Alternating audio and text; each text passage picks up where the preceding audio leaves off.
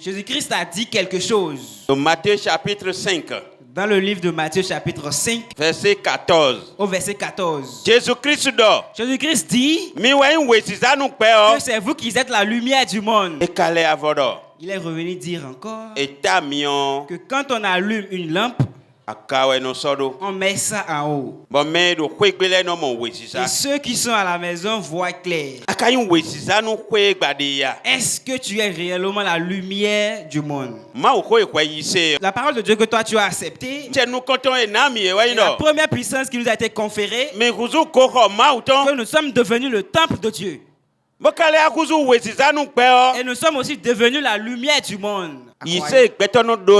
La croyance que l'homme a, ça ne reste pas en cachette. On voit cela à travers le comportement de la personne. On voit cette croyance à travers ses propos. Mais si la personne n'est pas obéissante, si la personne ne pratique pas sa vie comme la parole nous demande, sa lumière s'éteint. Il n'est plus la lumière. Il devient de l'obscurité. Les hommes te voient et ils te posent des questions. Et tu les trompes. Et tu vois qu'il ne comprend pas ce que tu lui dis. Car il ne t'a pas vu au moment où tu commettais l'acte. Et toi tu es content. Même si tu te caches, quel que soit le temps, tu seras révélé aux personnes. Dieu a programmé les choses que chaque jour il fait nuit et il fait jour. Aujourd'hui, tu as encore cette chance. Et ton souffle, tu l'as. Et d'autres n'ont plus ce souffle que toi tu as aujourd'hui. Est-ce que ceux-là sont seulement des adorateurs des idoles? Non, ils sont aussi des adorateurs de Dieu. Ils écoutent aussi la parole de Dieu. Ils ont aussi la force. Ils ont aussi de l'argent. Mais Dieu les a pris le souffle. Mais Dieu t'a laissé ce souffle. Tu penses qu'il t'a oublié? Non, il ne t'a pas oublié. Il te compte aussi les heures. Et pour toi aussi prendra fin un jour. Au moment où celui qui t'a envoyé dans le monde va te demander le compte rendu, c'est toi seul qui iras rendre compte. Donc si quelqu'un a accepté le Christ, cette personne devient la lumière. Cette lumière qui est Jésus-Christ, cette lumière ne fait rien qui est différent de la volonté du Père. C'est de cette manière que lui, il est la lumière. Est-ce que tu veux que la puissance que Jésus-Christ a, l'autorité que Jésus-Christ a, que cette chose travaille en toi, en ce moment, tu deviendras la lumière. Mais si tu veux, mais tu ne fais pas ce que Dieu veut, tu vas demander simplement par la bouche. Mais tu n'auras pas satisfaction. Car tu utilises simplement le corps. Tu n'utilises pas l'esprit. C'est l'esprit de Dieu qui nous a été baptisé. Et l'esprit de Dieu habite en toi. Ce n'est plus en l'air. L'esprit est déjà en toi. Et quand l'esprit t'enseigne, tu refuses. Et tu accomplis les œuvres de ta chair. Et tu veux les fruits de l'Esprit Saint. Ce qu'on a lu ici, est-ce que vous avez écouté? On dit nous tous, juifs ou non, esclaves ou ceux qui sont libres, c'est nous tous qui avons été baptisés par le même esprit. Et cet esprit qui t'a baptisé, cet esprit habite aussi en toi. Et quand cet esprit t'enseigne, tu refuses. Et tu veux le fruit de cet esprit-là. Où vas-tu trouver? Ceux qui suivent Jésus-Christ ne vont pas passer dans les ténèbres. Mais ceux qui suivent le cœur vont se comporter dans l'obscurité. Les hommes avaient déjà pratiqué la parole de Dieu. Et ils sont déjà des bons exemples. Joseph, L'enseignement qu'il a déjà reçu. Qui est l'enseignement de Dieu. Il est toujours dans l'esclavage. Et on l'appelait esclave. Mais il n'a pas oublié ses enseignements. Toi, où est-ce que tu arrives aujourd'hui? Qu'est-ce que tu vois aujourd'hui? Et ces choses te plaisent beaucoup. Et ce que Dieu a dit, tu les déposes là. On a emprisonné Joseph pour cela. Il est d'abord un esclave.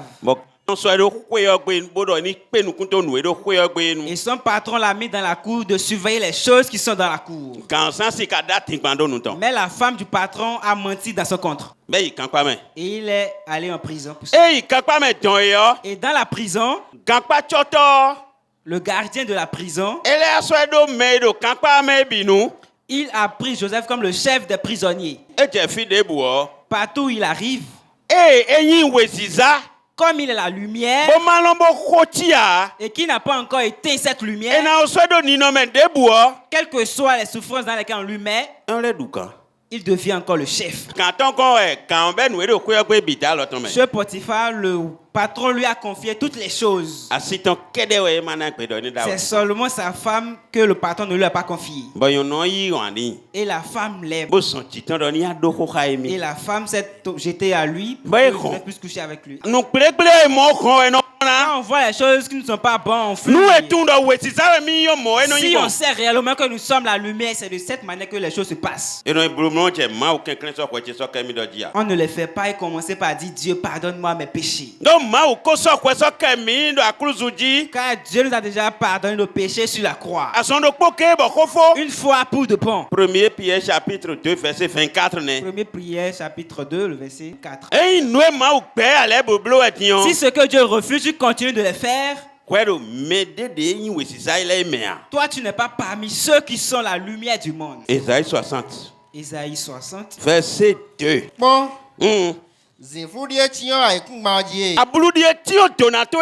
Voici que les ténèbres ont empêché ta bénédiction. Tu ne vois pas réellement ce que Dieu t'a promis. On dit que l'Éternel t'est apparu comme le soleil. Mais là où tu travailles pour arriver dans ta vie, est-ce que tu es réellement la lumière du monde? Est-ce que tu es réellement la lumière de ton foyer? Tu continues encore de prendre des boissons alcoolisées, c'est ce que tu dis? Éphésiens 5. Éphésiens 5. Verset 18. On dit de ne pas prendre des boissons qui nous saoulent. C'est le fait de boire de la boisson qui détruit la vie aux hommes. Mais quand on voit dans le monde, c'est la vérité. Il a